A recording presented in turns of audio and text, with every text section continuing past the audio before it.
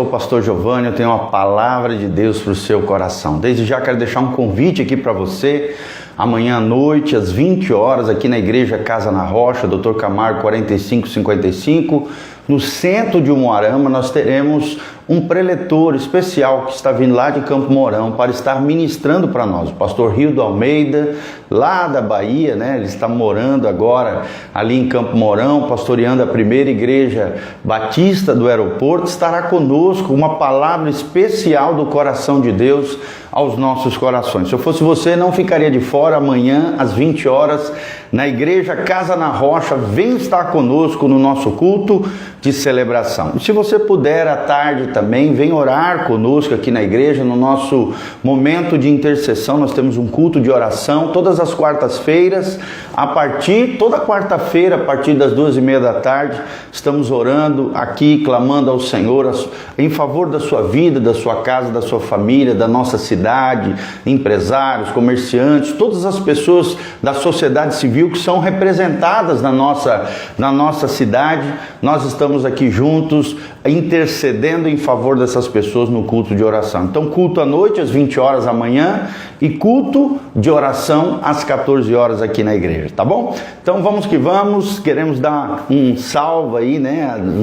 Saudar as nossas amadas irmãs, a Ana Paula, a Nena Guzmão, a Neide Robles, a Dari Virgens Preciosas. Deus os abençoe, que vocês tenham um dia abençoado na presença do Senhor. E vocês que vão entrando, vão compartilhando esse vídeo através das suas redes sociais, Instagram, Facebook, WhatsApp, todos os meios possíveis para que essa mensagem chegue o mais longe possível. Nós estamos agora, nós vamos estudarmos juntos aqui a palavra de Deus no Evangelho de Marcos. Nós estamos terminando o Evangelho de Marcos, já estamos no capítulo 15, a partir do versículo 33. Se eu fosse dar um título para essa mensagem, seria Jesus, o Cristo crucificado, parte 2, né? Porque nós já falamos a primeira parte, primeiro momento da crucificação, já falamos no nosso último vídeo devocional. E agora, um abraço para o Rodrigão, também lá em Maringá, Deus os abençoe. E agora nós vamos falar o segundo momento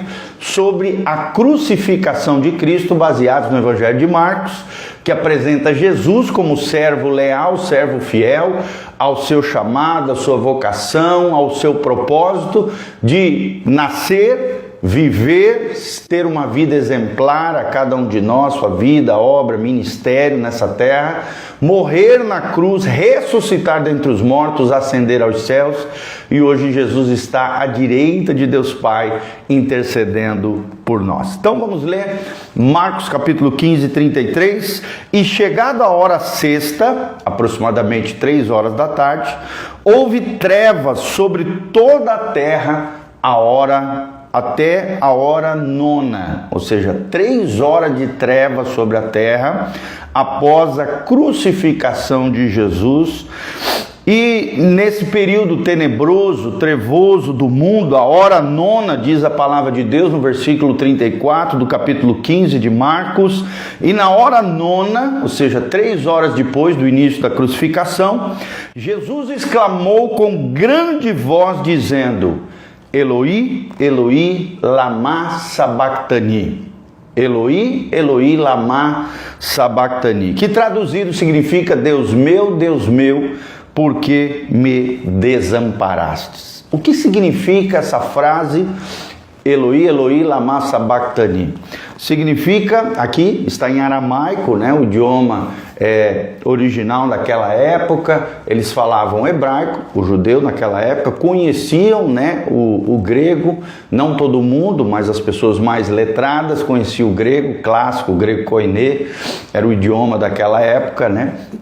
O latim, alguns que tinham mais contato com Roma, mas aqui Jesus usa esse termo em aramaico. Deus meu, por que me desamparaste? Por que Jesus falou isso? Porque pela primeira vez na história de toda a eternidade, Jesus ficou longe do Pai por causa dos nossos pecados que foram lançados sobre eles.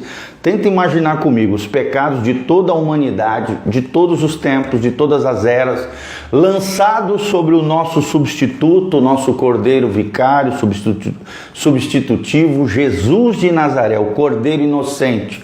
Um homem inocente teve que ser crucificado, teve que morrer na cruz do Calvário para que eu e você, apesar de Jesus nesse momento estar longe de Deus por causa dos nossos pecados, eu e você fomos reconciliados com Deus através da morte de Jesus. Do seu sangue derramado, nós fomos redimidos, nós fomos purificados, nós somos restaurados, nós fomos transformados, nós temos acesso ao trono de Deus pelo novo e vivo caminho, através do sangue de Jesus derramado naquela cruz, pela primeira vez na história. Nesse episódio relatado no versículo 34 de Marcos: Deus meu, por que me desamparaste? O filho longe do Pai por causa das nossas iniquidades. O castigo que nos traz a paz estava sobre ele. Sob as suas pisaduras nós fomos sarados. Todas as nossas maldições,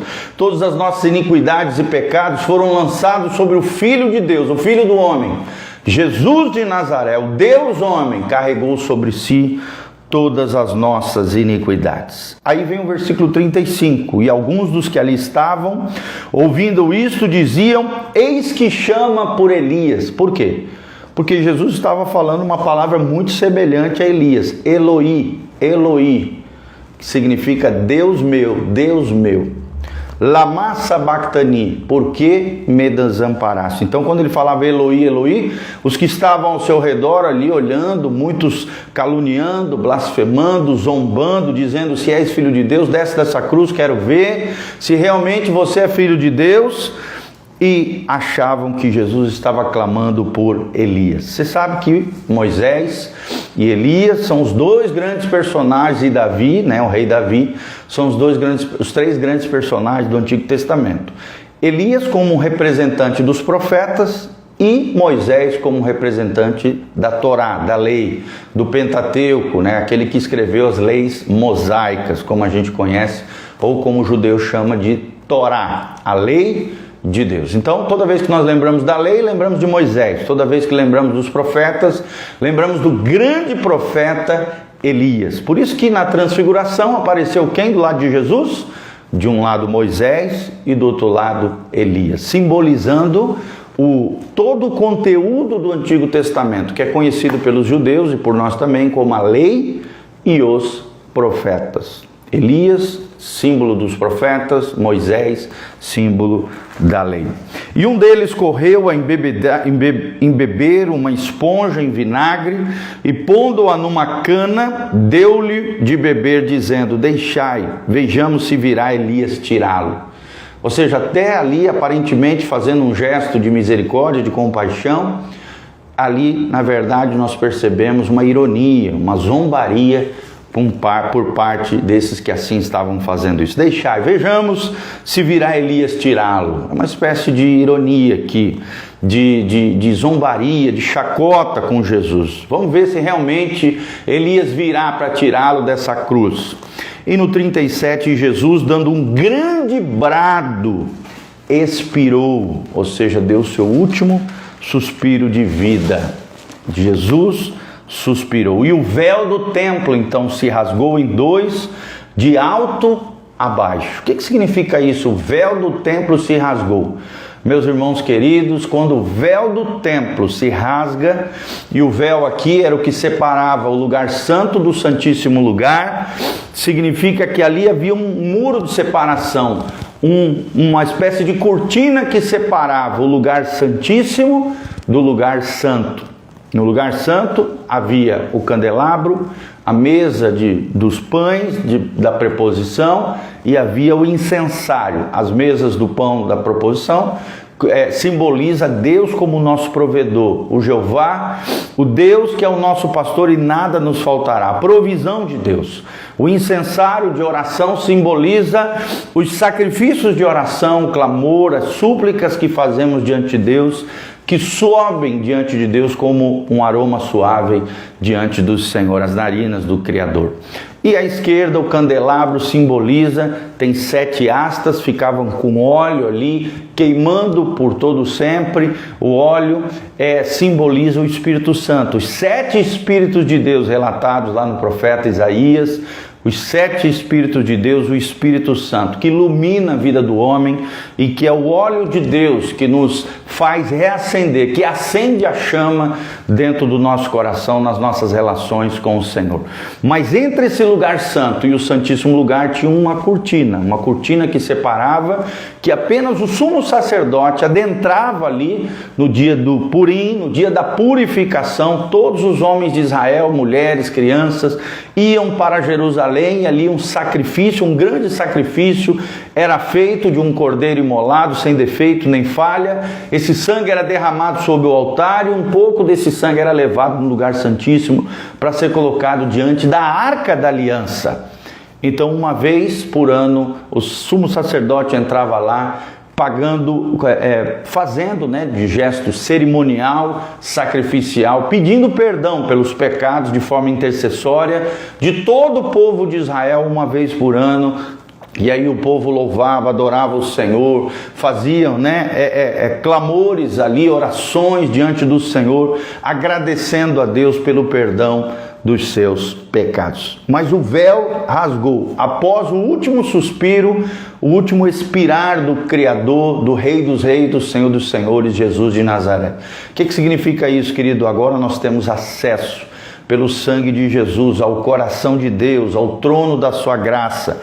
A Arca da Aliança simboliza a presença do Senhor. A Arca da Aliança, dentro dela havia 3 elementos: a vara de Arão, que significa a autoridade de Deus, o maná, uma porção do maná que simboliza também a provisão de Deus, o alimento diário da palavra de Deus que se renova na vida do crente. E também dentro da arca tinha os 10 mandamentos, as tábuas da lei mosaica que Moisés recebeu lá no Monte Sinai e deu o decálogo, as 10 leis de Deus, os 10 mandamentos ao povo de Israel. Tudo isso na Arca da Aliança, que simboliza a presença de Deus. Na presença de Deus, na Arca da Aliança, ali na Arca da Promessa, na presença de Deus, nós recebemos autoridade, nós recebemos provisão espiritual e alimento para a nossa alma, e nós recebemos uma palavra de direcionamento de Deus para a nossa vida. Um símbolo aqui é as tábuas da lei, a lei mosaica, a lei de Deus ao seu povo. Amém? Então, o véu foi rasgado, não existe mais impedimento para que o homem se achegue à presença do Senhor. O véu do templo se rasgou no versículo 38, do alto a baixo, separando o lugar santo do santíssimo lugar. E no 39, e o centurião que estava de frente dele, vendo que assim clamava e expirava, disse: verdadeiramente este homem era o Filho de Deus. Verdadeiramente esse homem era o Filho de Deus. Então, quando todas essas coisas extraordinárias aconteceram, a Bíblia diz que muitos que estavam mortos ressuscitaram no momento da morte de Jesus. Em meio a esse clamor, Eli, Eli, lama sabachthani, Deus meu, por que me desamparastes? Nós vemos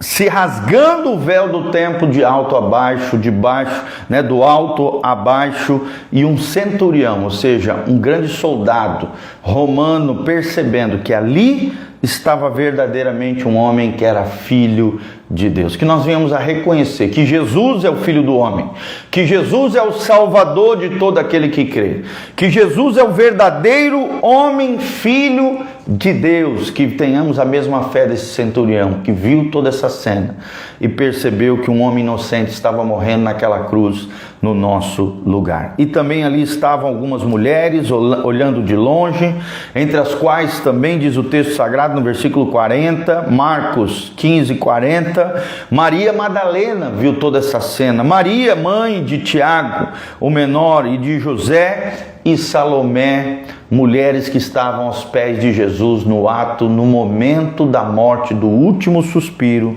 do nosso Salvador. No 41, as quais também o seguiam, essas mulheres, e o serviam todo o tempo. Eram mulheres que viviam aos pés de Jesus. E você, mulher que está me ouvindo, você é uma mulher que vive aos pés de Jesus, que vê aquilo que Jesus está fazendo, que vê a glória de Deus e o mover de Deus nesse tempo de agora. Aqui nós vemos um Jesus que valorizava as mulheres.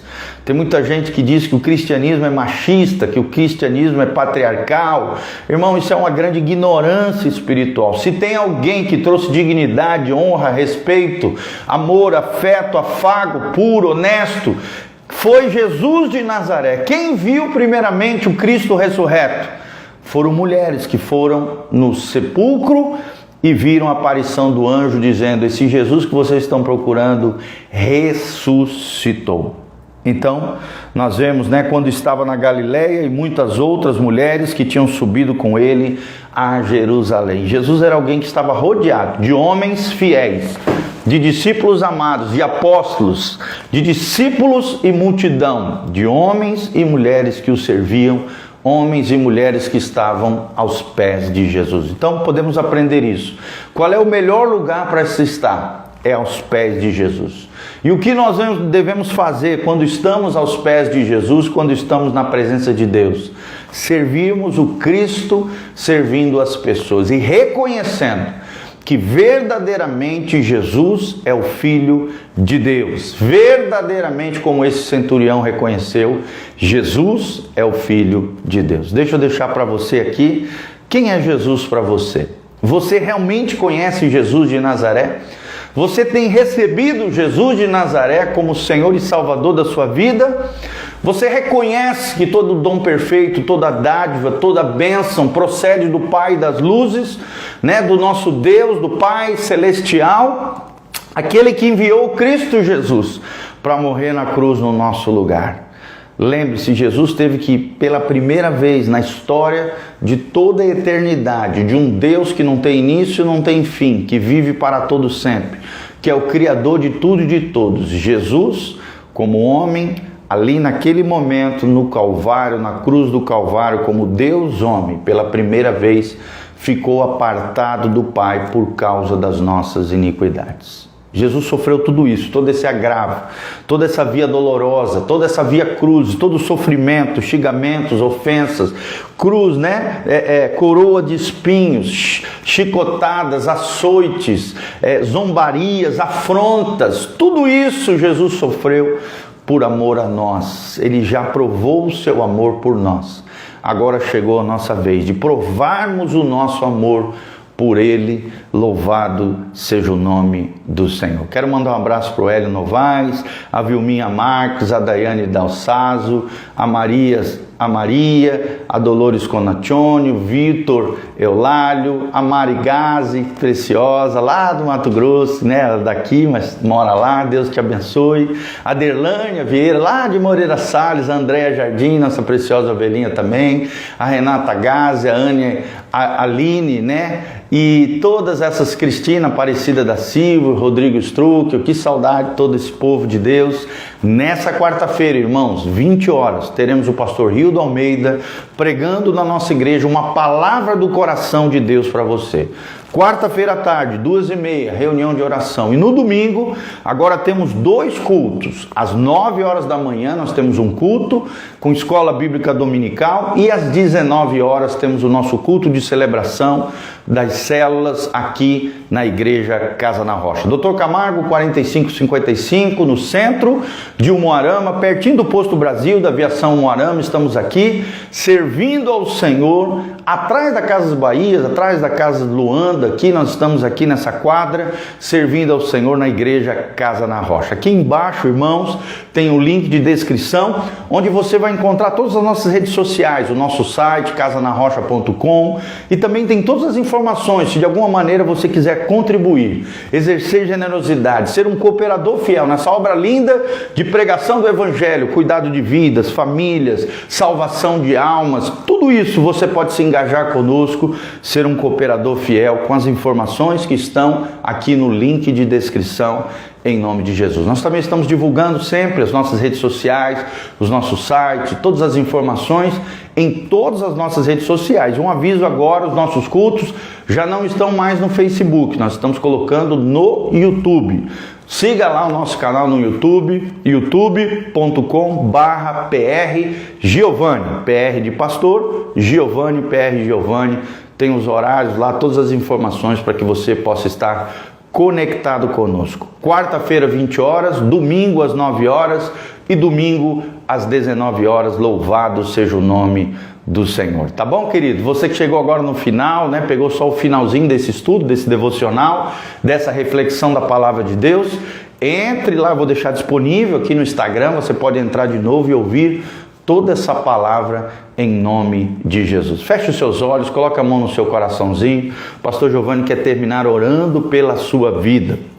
Pai, nós estamos aqui na Tua presença, Te louvamos, ó Deus, por tudo aquilo que o Senhor está fazendo na vida de cada irmão, em cada pessoa, em cada vida. Derrama a Tua glória, a Tua graça, a Tua unção, Teu poder, opera maravilhas em favor dos Teus filhos, em favor do Teu povo. Que Jesus seja o centro, que a Tua palavra seja o fundamento e que nós, ó Deus, nos dediquemos aos relacionamentos conforme a missão desta igreja preciosa que o Senhor nos confiou.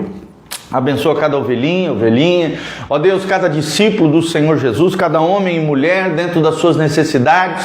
Estende a Tua mão poderosa, Pai, Tu és a resposta. O Senhor é aquele que opera milagres e maravilhas, sinais, prodígios sobre o Teu povo, sobre os Teus filhos. Derrama a Tua graça, a Tua glória sobre cada um deles. Manifesta o Teu poder, a Tua unção, as Tuas maravilhas. Ó Deus, em cada vida, liberta os cativos, cura os enfermos, sara os feridos, restaura corações, relacionamentos, ó Deus, cura das feridas do passado, desembaraça de todo o pecado, Pai, livra-os e protege-os das tentações, maldades e malignidades desse tempo, desse mundo. Lava-nos pela Tua palavra, nos purifica com Teu sangue precioso. Obrigado, ó Deus, porque graças ao sacrifício de Jesus, hoje temos livre acesso ao coração do Pai, pelo novo e vivo caminho, pelo sangue de Jesus vertido naquela cruz. Temos acesso a Deus, temos acesso ao Pai, temos acesso ao coração de Deus. Em nome de Jesus, manifesta o Teu poder, a Tua unção, a Tua graça e a Tua glória sobre cada um dos Teus filhos. Em nome de Jesus. Amém, amém e amém. Amém? Deus os abençoe, um abração, um beijão.